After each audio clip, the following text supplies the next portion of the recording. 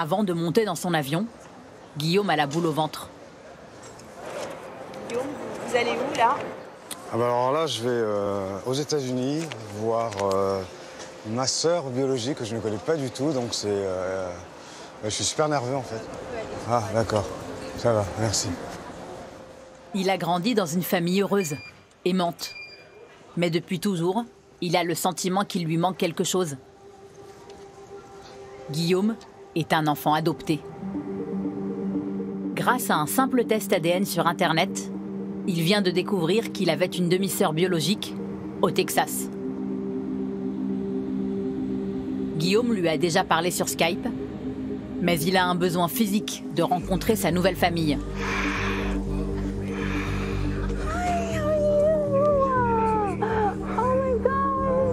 Voici Lisa, sa nièce.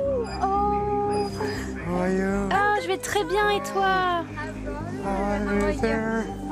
Et Thuyen, sa sœur, submergée par l'émotion.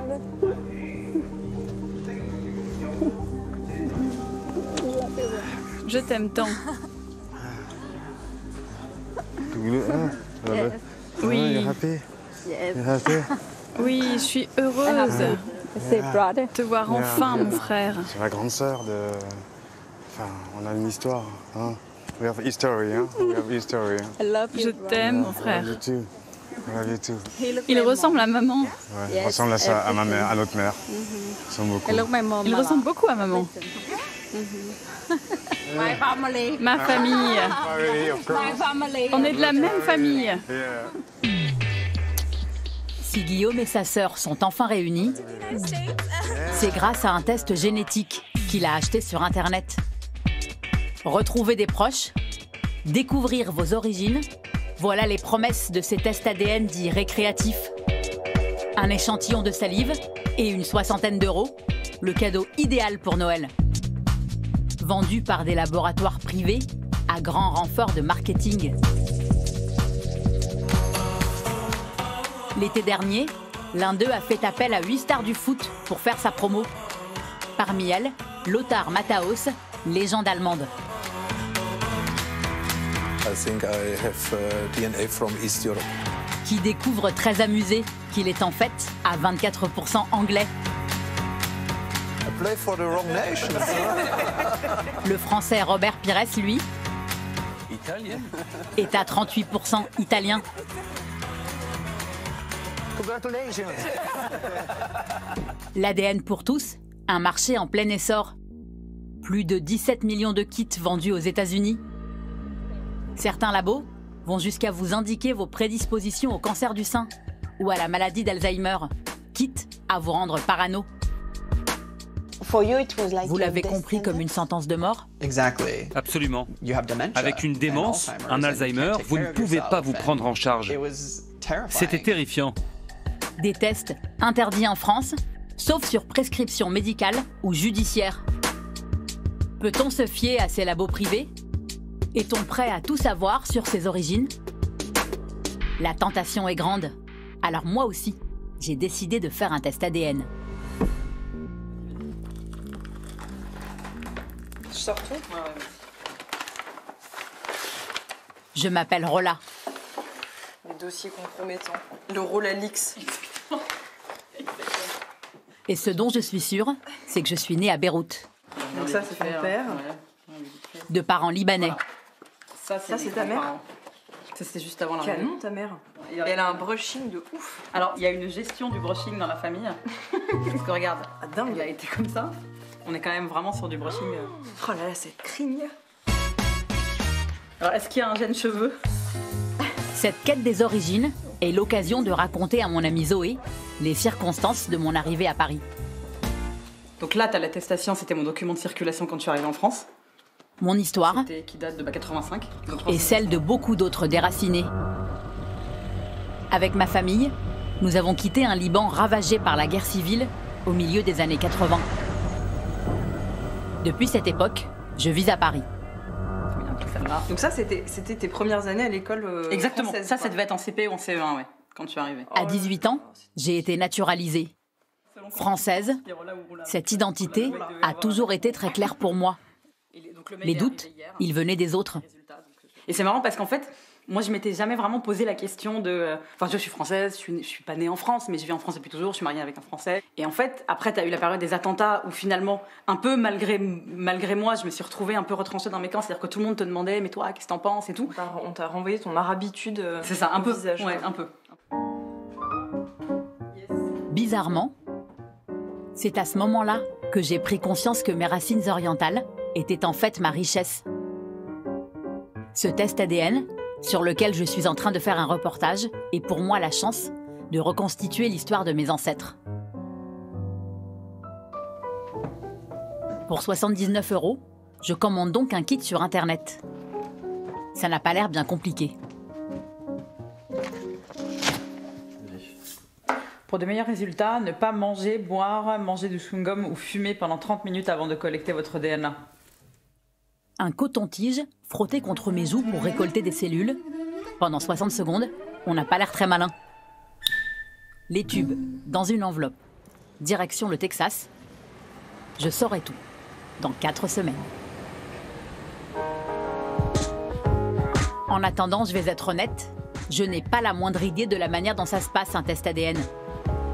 Rendez-vous pris au sein des saints, le Génopôle d'Evry. En fait, un chercheur, il a la pipette. Première leçon. Donc ça, c'est vraiment l'outil de base. Sans ça, on fait rien. Et d'ailleurs, ce qui provoque des tendinites de temps en temps, je vous assure. Hein. Vous voulez d'ailleurs essayer? Avec Jean-François Deleuze, l'un des généticiens les plus réputés de France. Non, non, vous touchez pas avec la main. Vous allez directement avec la pipette dedans. Ça ressemble Un échantillon d'ADN, ça se transfère comme ça, de tube en tube. C'est très bien. Et donc ça, c'est 80% du geste d'un technicien de séquençage nucléaire, c'est de faire passer un volume d'un tube dans un tube, d'un tube dans une plaque, avec ce genre de pipette à volume différent. D'accord. Vous avez déjà eu la première leçon. Donc là, je vais vous emmener donc dans la salle des séquenceurs, qui est une salle à accès contrôlé. Je vous en prie. Pour savoir ce qu'il contient, un ADN doit être séquencé. Leçon numéro 2. Dans cette salle ultra sécurisée, où des échantillons sont analysés pour faire avancer la recherche sur les maladies génétiques. Alors, le séquençage, c'est quoi? C'est l'ADN, c'est une macromolécule. Donc ça veut dire macro, ça veut dire que c'est une grosse molécule. Cette molécule est composée de 4 bases, un code secret de 4 lettres, avec des combinaisons infinies.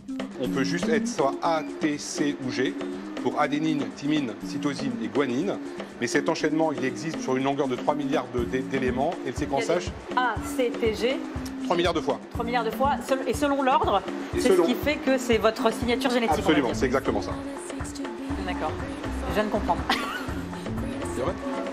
Dans ma signature, c'est-à-dire mon ADN, il y a toutes mes caractéristiques. Par exemple, mes yeux noisettes, le gène EYCL1 et les sourcils fournis, le gène FAX3. Ces informations très précises, les labos privés peuvent les lire grâce à une machine comme celle-ci, qui ressemble à une grosse imprimante. Peut-être Céline peut nous expliquer un petit peu... Céline? On va insérer notre échantillon à sa place. Là, il y a tous les réactifs que la machine a besoin pour faire son séquençage. Ensuite, on va refermer la machine. À partir de ce moment-là, la machine a l'échantillon. Ouais. Après, on va lui déposer la surface de verre sur laquelle l'échantillon va être injecté, puis les réactifs. Et une fois qu'on a inséré ça, c'est parti. Concrètement, le résultat, il ressemble à quoi? Concrètement, le résultat, c'est purement un fichier informatique. On passe d'un échantillon biologique à un fichier informatique. Savoir qui vous êtes. Et pour savoir d'où vous venez, les laboratoires comparent une partie de votre ADN à celui de populations type, identifiées dans différentes zones du monde. En fonction du nombre de correspondances, le test vous donne une estimation de vos régions d'origine avec un pourcentage. C'est grâce à cette méthode que Guillaume a percé le mystère de son identité. Je suis 51,1% de l'Asie de l'Est et natif américain. Ensuite, j'ai du sud-saharien et africain 42,6%, d'européens 5,7%, quand même, s'il vous plaît. Je ne sais pas d'où ça vient. Et quand ça s'est révélé, ça a été incroyable. Parce que là, on continue West African, donc c'est... Guillaume avait presque 50 ans quand il s'est décidé à faire un test ADN. Quelques semaines plus tard, quand il a reçu ses résultats, il a eu l'impression de renaître. Moi, quand je me regarde dans la glace, et qu'est-ce que je me suis regardé dans la glace quand j'étais gamin, mais tout le temps.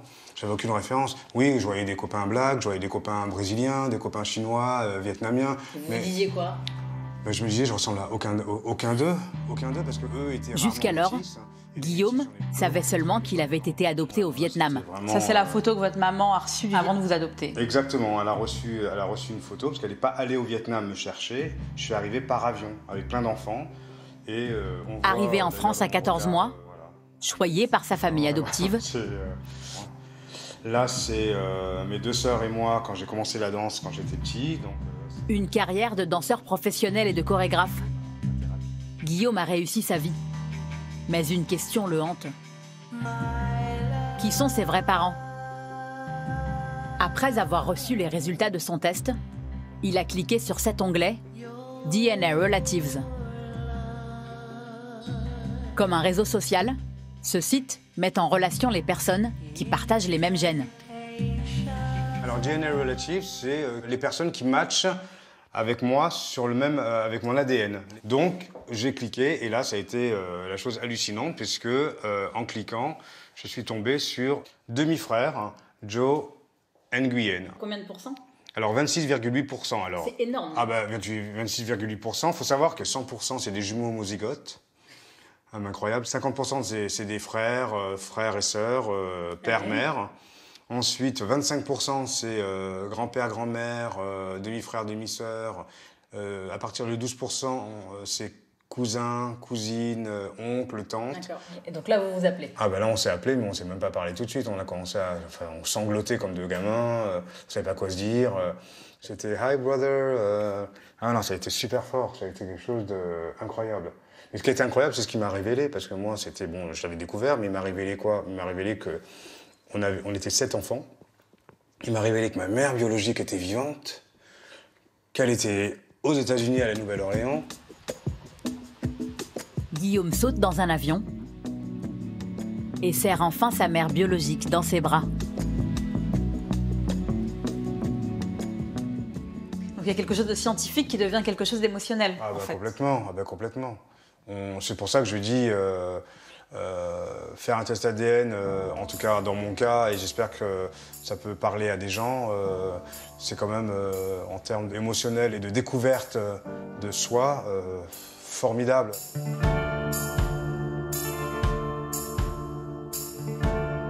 Le voyage de Guillaume à travers ses racines se poursuit à Uvalde.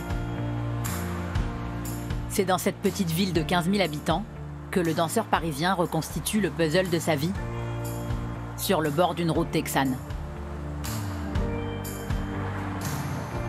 Hello. Hi sister. How you doing? Comment vas-tu? Bien? How are you? Great. Thuyen, sa sœur biologique, travaille ici, dans ce restaurant chinois. Hi, how are you? Il appartient à Vui, un de leurs cousins. It's like a lot of smell, hein? Good, hein? Nouvelle famille, nouvelle tradition. C'est un peu sucré. Très très bon. Merci, mon frère. Guillaume et Thuyen ont une petite semaine pour apprendre à se connaître. This is for you. Merci, mon frère. Il a apporté quelques souvenirs de Paris pour sa sœur, C'est joli. pour Yuan Tran, son mari, et même pour Vui, le cousin cuistot.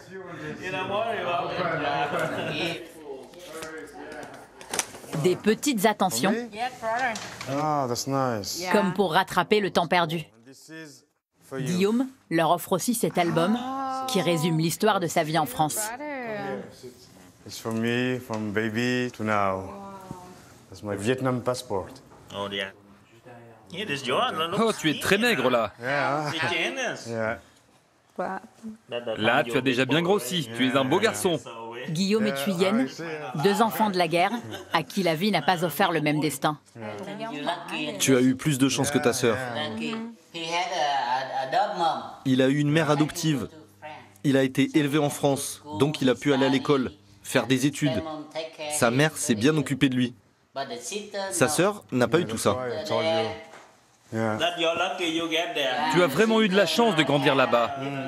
Au Vietnam, à l'époque, les enfants n'avaient ni école ni nourriture. En 1999, quand j'ai rencontré ta sœur, elle n'avait rien. On est parti d'abord aux Philippines.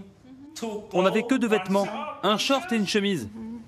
Yeah, I know I was lucky. I always, every day I say thank you for... I know, sister, don't cry. Hein?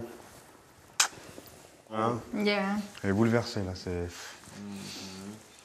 My brother. Yeah. Il a eu plus de chance que moi. Moi, j'étais au Vietnam. J'ai vécu avec ma grand-mère. Ma mère m'a laissée quand j'avais 3 mois. Et ma grand-mère m'a élevée. Je ne voyais ma mère que rarement. Lui, il a eu de la chance. Moi, je parle très peu anglais, pas comme lui. Lui, il a tout.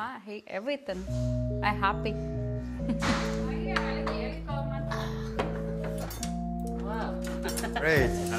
Oh, yes. Ces retrouvailles miraculeuses, Oh, it's wonderful. Guillaume les doit à un géant américain des tests ADN. Oh, brother.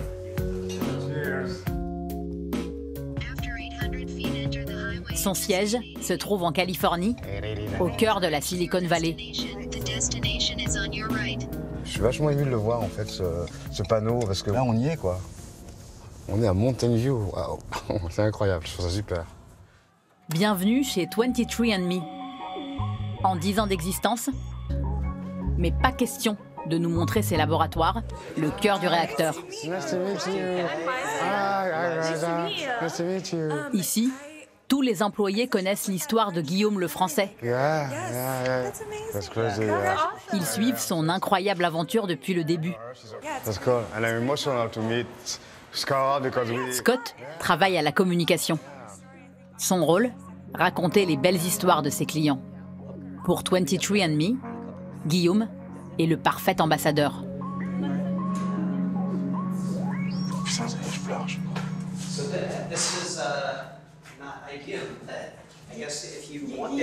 Guillaume est très ému.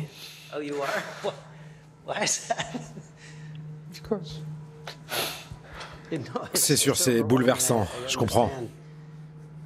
That's a lot to take. Because I found my mom, I found my sibling from my mother's side because of Scott, because of 23andMe, and... Si vous voulez savoir si son histoire est exceptionnelle, oui, elle l'est. Je ne sais pas pourquoi. Nous avons d'autres clients qui retrouvent des membres de leur famille, mais entre Guillaume et moi, le courant est tout de suite passé. Une histoire exceptionnelle qui vaut bien un petit shooting photo. Dans quelques semaines, l'histoire de Guillaume sera publiée sur leur site internet.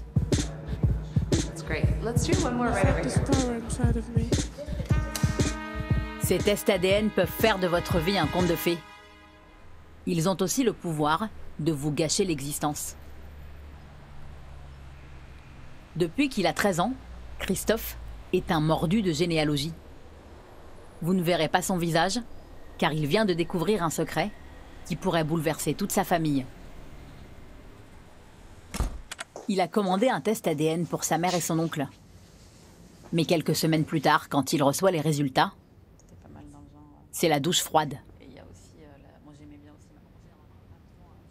Boum, grosse surprise, quand j'ai reçu le test, ça indiquait demi-frère et demi-sœur. Ça veut donc dire, logiquement, l'un des deux n'est pas l'enfant de mon grand-père. Énorme surprise. Et ma quête, à partir de ce moment-là, depuis ces dernières semaines, ça a été de savoir, mais lequel est le véritable enfant du grand-père, ma mère ou mon oncle? Vous aviez à tout prix envie de savoir. Je voulais absolument savoir. Christophe le détective ne dit rien à sa mère et poursuit son enquête. Il envoie au laboratoire un échantillon de salive d'une cousine cette fois-ci. Là, boum, encore une plus grosse surprise. Ça indiquait pour cette cousine qu'elle n'était la cousine ni de ma mère, ni de mon oncle. Donc là, ce qui veut dire... là vous cogitez dans ces cas-là. Vous vous dites, tiens, qu'est-ce qui se passe? Donc, est-ce que je comprends bien ce qui est en train de se passer ou pas? Possiblement, ma mère et mon oncle, ni l'un ni l'autre n'est l'enfant de mon grand-père. La grand-mère aurait trompé son mari. Pour éviter de perturber sa maman, qui a plus de 80 ans, il a décidé de garder son secret de famille pour lui. Plus que ça, et en plus, il est même pas capable il y a des moments où je me dis, bah, c'est un peu vache quand même d'avoir fait ça, mais en même temps, si elle n'avait pas fait ça, mes frères et sœurs, moi-même, ma mère, mon oncle et les autres ne seraient pas là. Là, pour la Toussaint, en fait, je me suis retrouvé sur sa tombe. Et là, intérieurement, je me suis dit, tu m'as quand même pas tout dit. Hein. Je dis quand même, tu nous as joué un sacré tour. Mais j'imagine que plus ça va venir avec le développement de ces tests, plus il va y avoir des grosses surprises. Bah, je pense que ça va être une véritable révolution. Hein. Ça vous met à nu complètement. Ça, il n'y aura pas moyen de tricher. Et puis, ça vous donnera des réponses qui vous satisferont pas forcément. On ne va pas se mentir, cette interview avec Christophe m'a un peu stressée. Je réalise qu'en donnant mon ADN, j'ai aussi donné celui des membres de ma famille qui en partagent une partie avec moi. J'ai même accepté qu'un laboratoire, un ordinateur et un algorithme aient une influence sur ma vie et sur celle de mes proches. Mon ADN est une donnée personnelle et pas des moindres. Éric Boucher de Crèvecoeur, expert à la CNIL, me met en garde. À vrai dire, un peu tard. Bah voilà, vous avez une illustration de tous les types de données à caractère personnel. En bonne place, les données génétiques notamment, mais aussi une signature, la localisation de votre téléphone, un badge. Mais l'idée, c'est qu'en fait, une donnée à caractère personnel, c'est une donnée qu'on peut rattacher à quelqu'un. Et forcément, l'ADN, c'est vraiment intrinsèquement lié à vos cellules, donc c'est vraiment une caractéristique très forte. Une fois que vos données ADN ont été divulguées, bah voilà, le mal est fait en quelque sorte. J'ai apporté les conditions d'utilisation que j'ai signées, entre nous un peu vite, par flemme de les lire. 15 pages qui m'apprennent que mes données seront enregistrées quelque part aux États-Unis, mais on me l'assure, elles ne seront revendues à personne. Et là, vous voyez, c'est quand même sympa. Nous nous soucions de la protection de la vie privée de nos utilisateurs. Certes, ça c'est toujours dit comme ça, de toute façon, on en prend grand soin, il n'y a pas de problème. Vous pensez que j'ai quand même pris un gros risque? C'est pas anodin, quoi. C'est un risque, et ce que je vous conseillerais, en fait, c'est de faire effacer ces données après votre reportage, en fait. C'est de faire valoir, si les conditions vous y autorisent, mais je dirais de toute façon le règlement européen vous y autorise, faites valoir votre droit à l'effacement, votre droit à l'oubli pour faire supprimer ces données avant qu'elles n'aient été trop diffusées auprès de partenaires que vous ne maîtrisez pas. Il y a ce côté-là, au début on se prend un peu au jeu sans trop réfléchir. Mais c'est aussi justement le risque de ce marché biface ou multiface, c'est que ce qui vous est présenté, c'est justement quelque chose de ludique et a priori assez neutre, et derrière la réutilisation des données avec des partenariats avec les entreprises médicales, pharmaceutiques, la recherche, est beaucoup plus touchy. Le gros business pour eux, c'est pas de me vendre d'où je viens. Non, c'est constitué d'énormes bases génétiques pour faire tourner des algorithmes dessus, pour faire des partenariats avec des grosses entreprises qui vont savoir également les utiliser. La machine est déjà en route. La firme, qui a analysé l'ADN de Guillaume, a par exemple déjà vendu 650 000 fichiers clients au laboratoire Pfizer. Meet your genes. Le business de vos gènes, c'est exploiter la moindre de vos données. BTBD9, je décide comment vous bougez vos bras et vos jambes pendant votre sommeil. Je suis un petit gène agité. Nous sommes deux gènes et jouons un rôle sur la maladie cœliaque. Attention, alerte au gluten. Intolérance au lactose. Consommation de café. Certaines marques proposent de vous vendre des produits personnalisés en fonction de votre génétique. Des cosmétiques spécialement adaptés à votre type de peau. Des voyagistes proposent même des séjours à la carte au pays de vos ancêtres. La plateforme de musique Spotify vous concocte une playlist spéciale en fonction de votre ADN. Avec mes origines libanaises, on va me proposer de la musique orientale? Sérieusement? Moi, j'aime plutôt ça. En attendant, fini de rire. Les résultats de mon test d'origine sont arrivés sur ma boîte mail. Tadam! Voilà, prête à explorer votre appartenance ethnique? Oh, c'est excitant. Allons-y.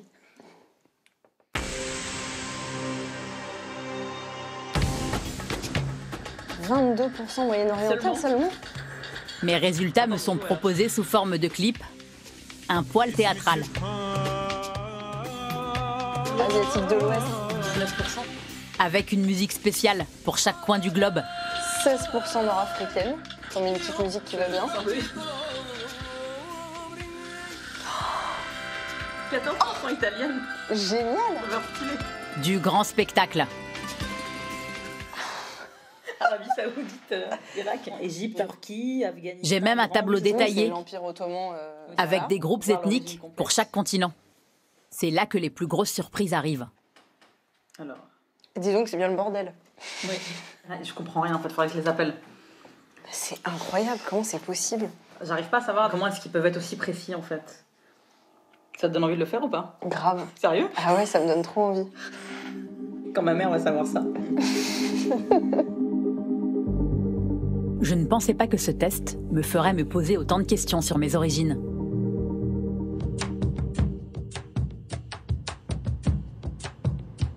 C'est à Or Yehuda, à 15 km au sud-est de Tel Aviv, qu'est basé le siège de MyHeritage, l'entreprise qui m'a révélé mes origines. Au départ, c'était une plateforme de généalogie lancée en 2003. Bonjour, bienvenue chez MyHeritage, Elisabeth, Rafi, notre porte-parole. Bonjour Rafi. Bonjour. Enchantée. Merci d'être venu. Le site proposait aux passionnés de généalogie d'échanger des informations sur leurs ancêtres. Avec l'ADN, le nombre d'utilisateurs a explosé. Nos clients utilisent notre plateforme pour faire des arbres généalogiques. On a 98 millions d'utilisateurs qui ont tous ensemble construit 42 millions d'arbres généalogiques. Et on cumule 9,3 milliards de données historiques. Ça peut être des actes de naissance, des registres militaires qui viennent du monde entier. MyHeritage détient l'une des plus grosses bases de données historiques au monde. C'est l'une de nos salles de réunion. On a aussi une table de ping-pong. Graphistes, développeurs et surtout traducteurs, les données du site sont disponibles dans 42 langues. Au total, 2 millions d'internautes leur ont déjà envoyé de l'ADN. L'entreprise garde le secret sur son chiffre d'affaires et vise d'être numéro 1 du secteur d'ici 2020. Bienvenue sur notre terrasse. Dans l'équipe des généalogistes, Elisabeth, une Française. C'est elle qui va m'aider à comprendre mes résultats. J'avoue que effectivement j'ai vu les résultats, mais que c'est effectivement Vous avez eu des surprises? Oui, beaucoup. On va voir ça. Je suis impatiente. Désolé les gars, faudrait que vous partiez. Pour parler de mes ancêtres, j'ai besoin d'intimité. Le test ADN de MyHeritage donne une évocation de vos ancêtres sur des milliers d'années en arrière, sur 500 ans, 1000 ans, 2000 ans. Chaque laboratoire a ses propres critères et ses propres catégories ethniques. Ici, le mot juif est entendu comme un groupe de population historiquement présent dans l'Empire ottoman. Sur le tableau de mes origines, mes 22% du Moyen-Orient me paraissent logiques. Les autres résultats, plus surprenants. 14,5%, c'est assez important quand même. C'est beaucoup. Ouais. Le fait est que au Liban, un des groupes ethniques présents, c'est l'ethnie italienne. Ah bon? Ouais. Parce que alors, pour le coup, moi, ça a été la grosse surprise. Ouais. 14% italienne, Mais c'est vrai que vous avez aussi 6,5% de Grecs et au Liban, c'est deux groupes ethniques qui sont présents, le groupe italien et le groupe grec. D'accord. Et la petite surprise que vous avez eue peut-être? Ouais, juif, mizrahi, iranien, irakien. Voilà. Très étonnant pour une libanaise pour le coup. 14,2%. Non, parce que en fait, les juifs, Mizrahi, ça veut dire en hébreu oriental. Donc ça fait référence au patrimoine génétique des juifs qui étaient en Iran et en Irak. Ça reste dans la région. En moyenne, chaque personne testée a 6 origines ethniques différentes. Il faut savoir que de toutes les personnes qui font le test, il y a seulement 0,3% de personnes qui ont une seule origine ethnique, qui reçoivent 100% de quelque chose. C'est très très rare. Le marché des tests génétiques pèse plus de 20 milliards de dollars et ce n'est pas prêt de s'arrêter. Car il y a un autre domaine dans lequel l'ADN pour tous fait fureur, la santé.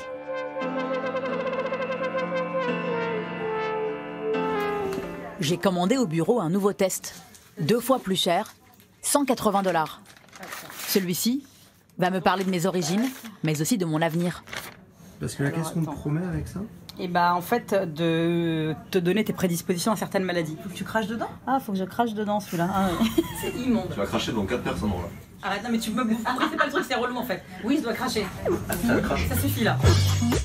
Pour être tranquille, il ne me reste que les toilettes des filles.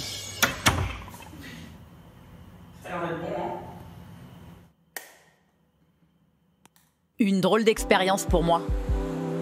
Mais il y a un pays dans lequel ce geste est banal. Aujourd'hui, 17 millions d'Américains ont déjà craché dans un tube. Ici, le genutainment comprenait génétique et divertissement et partout. Les tests ADN se vendent dans les supermarchés à coups de pub et de prix cassés. Ils envahissent les shows télévisés. Retrouver sa famille biologique ou retracer ses origines devient un spectacle. Nous allons faire un test comparatif avec des vrais triplés de Californie. Kelly, Kelsey et Corey. Vous êtes de vrais triplés, donc avec ces 3 laboratoires, on devrait avoir exactement les mêmes résultats. Spectacle aussi, quand ce suprémaciste blanc, Craig Cobb, antisémite et raciste revendiqué, découvre en direct à la télé le résultat de son test. Craig Cobb a donc fait un test génétique pour déterminer l'origine de ses ancêtres. 86% européens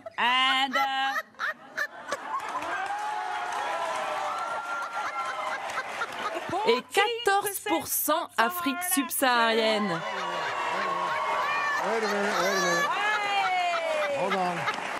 Allez mon frère.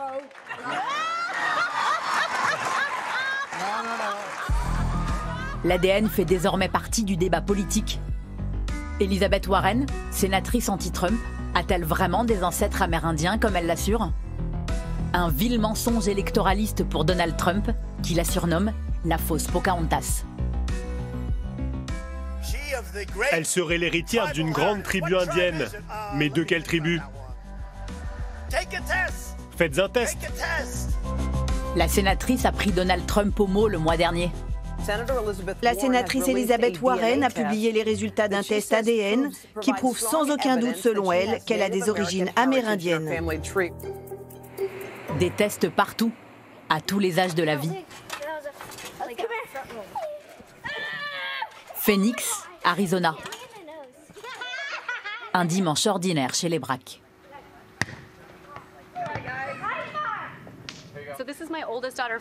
Voici ma fille aînée, Finlay, 12 ans.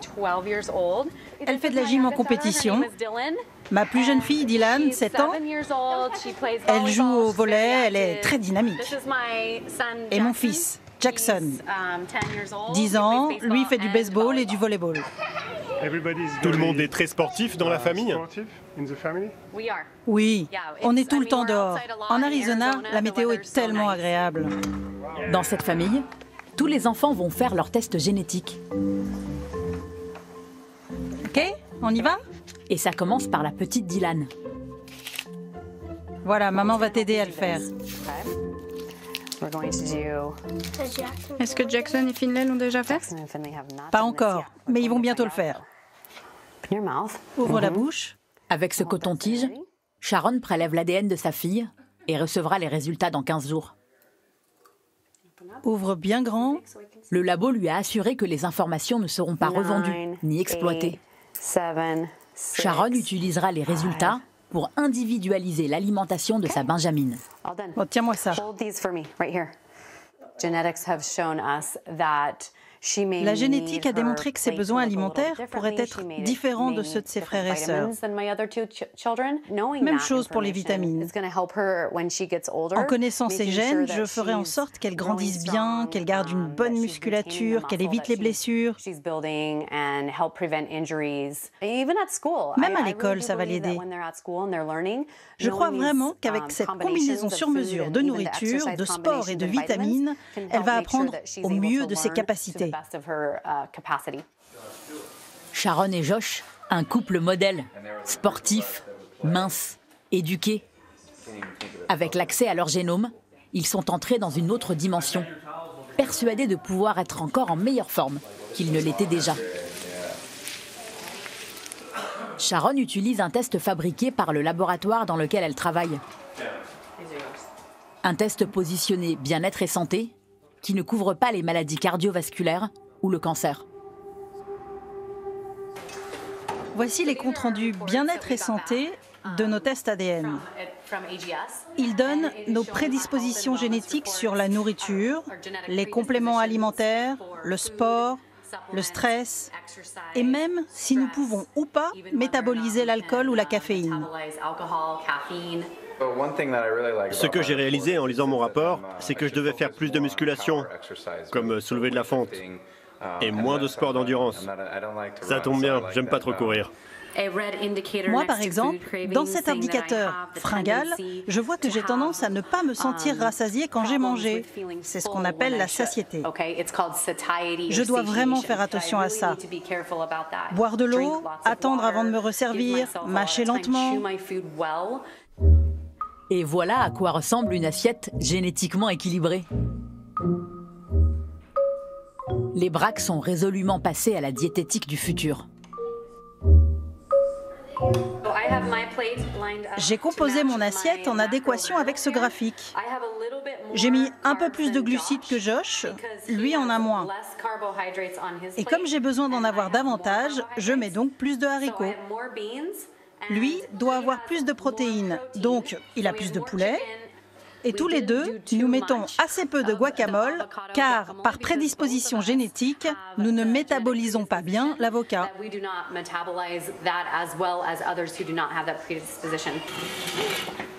Pour Sharon et Josh, l'objectif n'est pas de traquer les calories ou de maigrir, mais d'améliorer leur santé et celle de leur famille. Je n'ai que 40 ans, je veux vivre longtemps et faire ce qu'il faut pour ça, ne pas me tromper dans mes choix alimentaires. Il y a aussi les enfants, on s'inquiète toujours pour eux. Moi, je veux qu'ils vivent longtemps et en bonne santé. Et les tests génétiques, c'est une bonne base. L'employeur de Josh a proposé à tous ses salariés de faire ce test, pour les encourager à veiller à leur santé et gagner en productivité.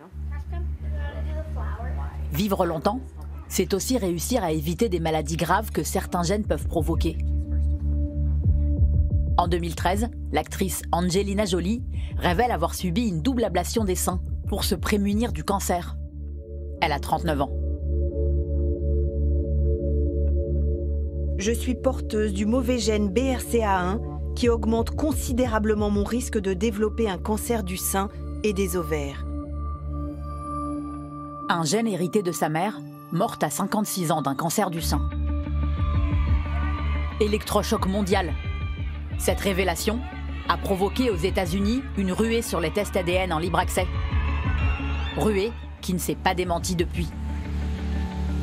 Il faut aller dans le New Hampshire pour rencontrer une jeune femme dont le parcours médical ressemble à celui d'Angelina Jolie. Mais version film d'horreur. Séparée de son mari depuis peu, Elisha vit seule dans une petite pièce au-dessus du garage, en attendant mieux. Désolée, c'est pas vraiment rangé ici.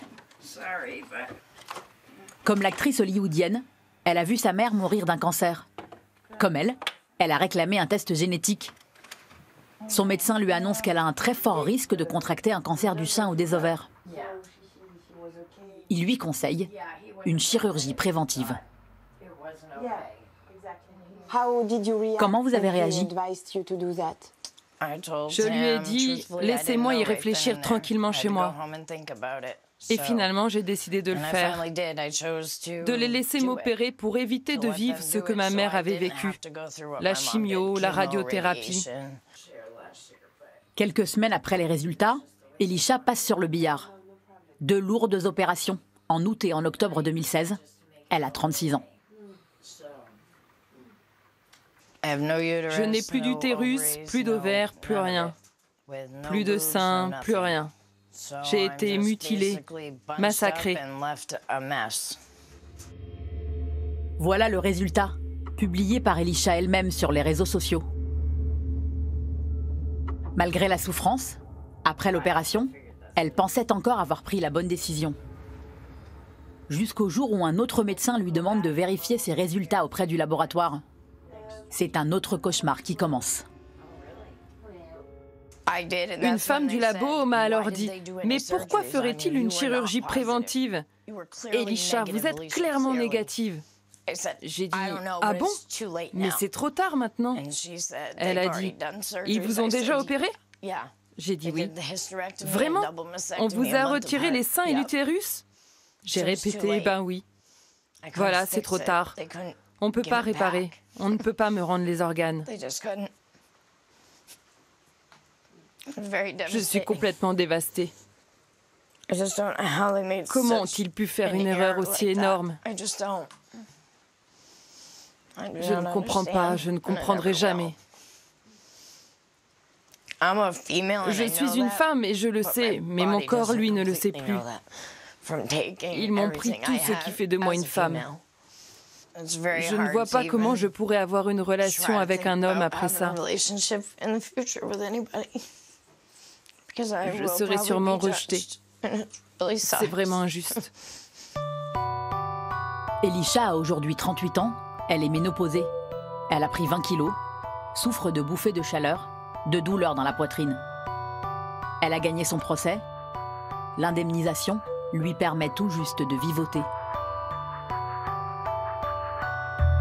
Mais il y a d'autres risques que celui d'une chirurgie inutile, moins visible, mais très angoissant.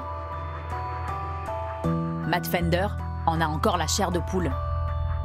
L'an dernier, il apprend qu'il va plonger dans une forme grave d'Alzheimer précoce à 35 ans. En 2013, ce trentenaire new-yorkais a été parmi les premiers à faire un test génétique santé à domicile.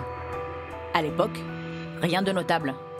Mais Matt, obsédé par sa santé, a pris l'habitude de réactualiser son test avec les dernières études. Le 7 décembre dernier, quand il découvre son ultime mise à jour, c'est un séisme.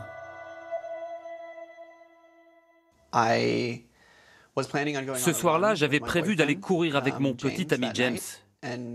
Même si je savais que je devais faire de plus longues recherches, en 15 minutes, j'ai découvert que j'aurais sans l'ombre d'un doute la maladie d'Alzheimer.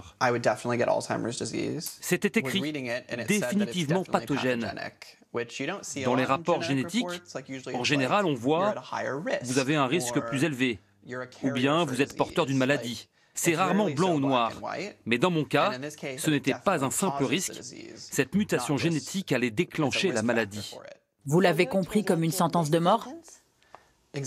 Absolument. Je suis quelqu'un de responsable. J'économise pour ma retraite, je fais des efforts pour ma santé, et ça bien avant cette nouvelle. Mais tout d'un coup, tout cela n'avait plus de sens. J'allais mourir d'une façon si effrayante, sans mémoire, en étant un poids pour mon entourage. Avec une démence, un Alzheimer, vous ne pouvez pas vous prendre en charge. C'était terrifiant de penser que j'allais cesser d'être moi-même tout en restant en vie. Matt ne se résigne pas. Il refait un test, puis un autre. Les résultats sont discordants, mais lequel croire? 3 mois d'errance pour obtenir enfin un rendez-vous chez un généticien et un test médical qui sera définitivement négatif.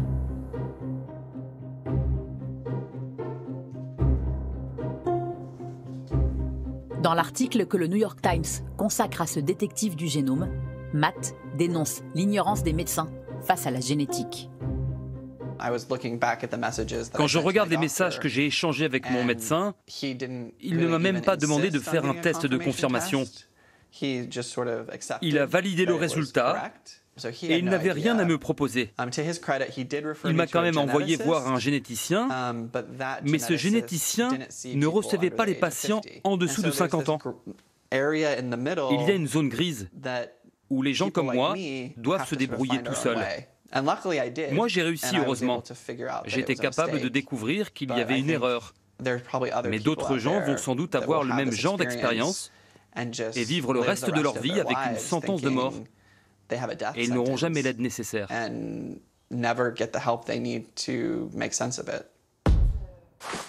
Matt Fender est tombé dans la marge d'erreur. D'après les laboratoires, elle est minime, 0,1%. Mais ce qu'il faut savoir, c'est qu'elle se calcule sur les 600 000 données génétiques d'une seule personne, soit en réalité un risque de 600 erreurs pour un seul patient. Aujourd'hui, 17 millions d'Américains ont déjà eu recours à ces tests. D'ici 3 ans, ils pourraient être 100 millions. Des cas comme ceux de Matt et d'Elisha, la jeune femme inutilement mutilée, vont se multiplier. Pour la généticienne Hélène Matloff, la principale cause de ces erreurs, c'est la défaillance du système de santé américain, dépassé par ce nouveau champ de la médecine. Nous savons que les médecins suivent quelques enseignements de génétique à la fac. Et après, la plupart n'en ont plus. Ils sont en plus très occupés, très focalisés sur leur spécialité. On ne peut pas leur demander en plus d'être des conseillers en génétique. Il n'y a pas beaucoup de spécialistes en génétique dans le monde. De fait, aux États-Unis, ils ne sont que 4000 conseillers génétiques certifiés. 4000 généticiens pour près de 300 millions d'habitants. Hélène Matloff a compris qu'il y avait là un déficit d'information et un nouveau business. Elle vient de lancer une plateforme internet payante pour guider les consommateurs. Notre équipe de généticiens certifiés, de scientifiques et de défenseurs des droits vont répondre aux questions que vous vous posez, vous et votre médecin, à propos du résultat de vos tests. Pour Hélène Matloff, l'accès direct de chacun à son propre génome est un mouvement de fond. Mais cela va-t-il vraiment avoir un impact sur la santé et l'espérance de vie des Américains ?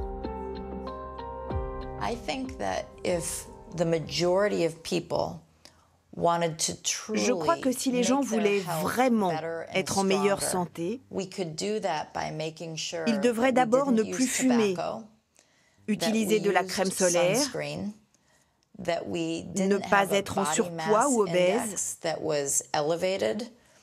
faire de l'exercice et aussi signaler à leur médecin les maladies qui existent dans leur famille. La plupart des gens, en faisant cela, amélioreraient bien plus leur santé qu'avec un test génétique. Mais c'est beaucoup plus simple et rapide de faire un test. Des conseils simples, pleins de bon sens. Mais lorsqu'on est hypocondriaque, on peut vite devenir obsédé par ces tests médicaux. Quentin craint d'avoir dans ses gènes les mêmes maladies que sa mère, qui est schizophrène et bipolaire. Dès l'âge de 6 ans, il a assisté à des crises qui l'ont traumatisé. Ce qui m'a beaucoup marqué quand j'étais petit, dans mon enfance, c'est la maladie de ma mère, avec laquelle j'ai grandi.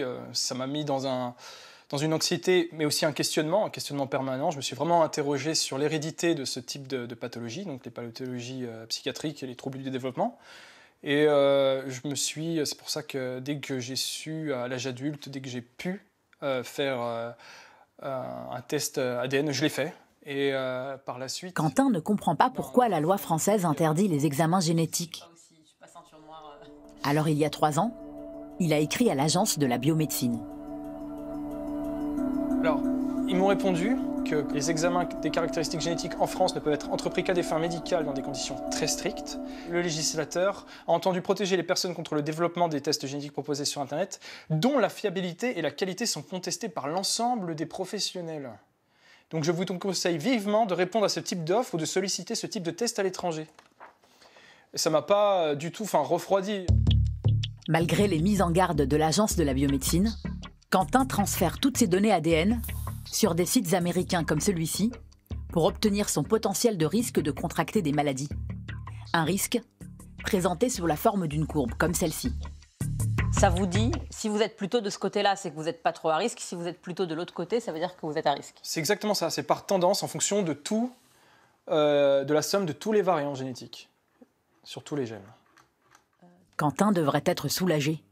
Selon cette courbe, il a autant de chances que le reste de la population d'être schizophrène. Par rapport à la maladie de ma mère, j'ai pas plus de Vous êtes pile poil. Pile poil, je suis dans la moyenne, donc enfin dans la norme, il n'y a pas de... Ces résultats, il les a eus il y a 5 ans. Depuis, il est devenu accro à ces sites qui lui proposent des pronostics sur des dizaines de maladies plus ou moins graves. On voit des choses sur le sommeil, on voit des choses sur les cancers. Mais aussi la propension à l'alcoolisme, au diabète, aux maladies cardiovasculaires. Quentin a passé toutes les pathologies au crible. Avec le temps, ça va mieux. Il prend ses résultats avec distance. Par exemple, Alzheimer, je serais beaucoup plus à risque par rapport à la norme. Là, il est écrit plus haut que 95% que la population générale. On appelle ça, je suis dans le top 5%. Ça vous stresse pas, ça? Non. Pourquoi? Comment ça se fait? Moi, je serais hyper stressée à votre place. Non, c'est vraiment... Je serais en train de faire des sudoku toute la journée. Je peux très bien avoir un score faible et puis avoir Alzheimer plus tard. D'accord. Et vous pouvez très bien avoir ce score élevé et ne pas l'avoir. Exactement. Ouais. Et en fait, ça veut dire que ça dit rien, tout ça. Ça sert à rien. Enfin... C'est pour ça que quand on utilise ce genre d'outils, il faut toujours essayer de garder une espèce de recul qui est parfois difficile à avoir. Aujourd'hui, Quentin pense avoir suffisamment de recul avec ça. Il se sert même de son génome pour draguer les filles. Sur un site de rencontre, j'ai voulu jouer là-dessus. J'ai injecté dans ma description quelques variants génétiques et en utilisant avec un peu d'humour.